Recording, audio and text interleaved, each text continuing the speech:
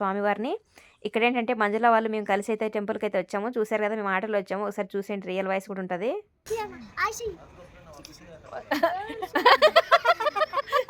వాళ్ళ అత్త మీ కూతురు చూస్తదా?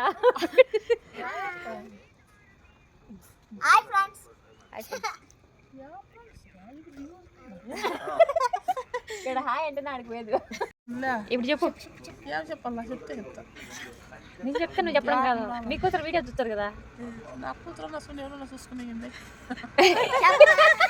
ఏమని చెప్పాలంటే చెప్పు వీడియో ద్వారా ఏమా బాగుండవా ఏంటినా. మంజుల వాళ్ళ అత్త ఇంకా మాట్లాడడానికి ట్రై చేసింది కానీ తనకు ఏం మాట్లాడాలో తెలియట్లేదు కెమెరా ఆన్ చేస్తే. ఇంకా మేమైతే వెంకటేశ్వర స్వామి దర్శనం చేసేసుకొని తర్వాత నరసింహస్వామి టెంపుల్కి అయితే వచ్చాను. నాకు ఈ టెంపుల్కి రావడం అయితే చాలా ఇష్టం.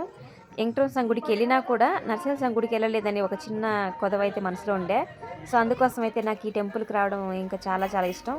చూసారు కదా ఇక్కడ టెంపుల్లో అయితే స్వామివారి అలంకారము ఇంకా మన మాటల్లో చెప్పలేము.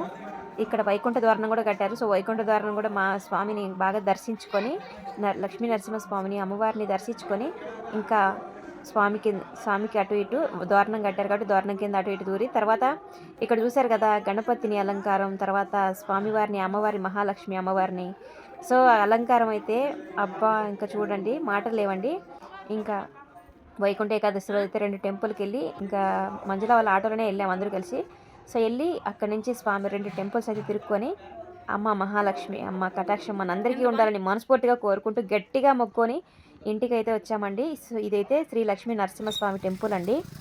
సో చాలా బాగుంటుంది. నేను ఎక్కువ అయితే ఖచ్చితంగా వైకుంఠ ఏకాదశి రోజు అయితే కంపల్సరీ లక్ష్మీ నరసింహస్వామి టెంపుల్కి అయితే కంపల్సరీ వస్తాను. Thank you for watching. Bye అందరికీ. హాయ్ ఫ్రెండ్స్, ఇక్కడైతే చూసేయండి నేను వర్క్ చేసే ఇంట్లో అన్నయ్య అయితే పూజ చేశారు. ఎంత అద్భుతంగా చేశారంటే ఎప్పుడు డైలీ విగ్రహాలని అభిషేకిస్తూ డైలీ విగ్రహాలని కడుగుతూ డైలీ అభిషేకాలు అయితే చేశారు ఈ నెల మొత్తం పూజలు. ఇక్కడ చూడండి స్వామివారి అనుగ్రహం మీకు కూడా ఉండాలని మనస్ఫూర్తిగా కోరుకుంటూ ఈ చిన్న వీడియోని మీ ముందుకు తీసుకొస్తున్నాను. ఇక్కడ అమ్మవారిని, విష్ణుదేవుడిని, తర్వాత కృష్ణుడిని, తర్వాత శివలింగము, తర్వాత చాలామంది ఉన్నారండి. ఈ ప్లేట్లలోనే ఇక్కడ వచ్చేసి 3 అమ్మవారు, శివలింగము, గణపతి, తర్వాత లక్ష్మీ అమ్మవారు, విష్ణుదేవుడు అయితే పడుకున్నారండి. సో ఈ విధంగా అయితే పూజ చేస్తారు అన్నయ్య. సో చాలా అద్భుతంగా చేశారు కదా. సో ఈ వీళ్ళందరి అనుగ్రహం మనందరికీ ఉండాలని మనస్ఫూర్తిగా కోరుకుంటున్నా. మన గుడికైతే వెళ్ళానండి. స్వామివారి అలంకారం అయితే నెక్స్ట్ లెవెల్లో చేశారు చూశారు కదా. ఆ శివయ్య అనుగ్రహం ఉంటేనే మనం ఏదైనా చేయగలము.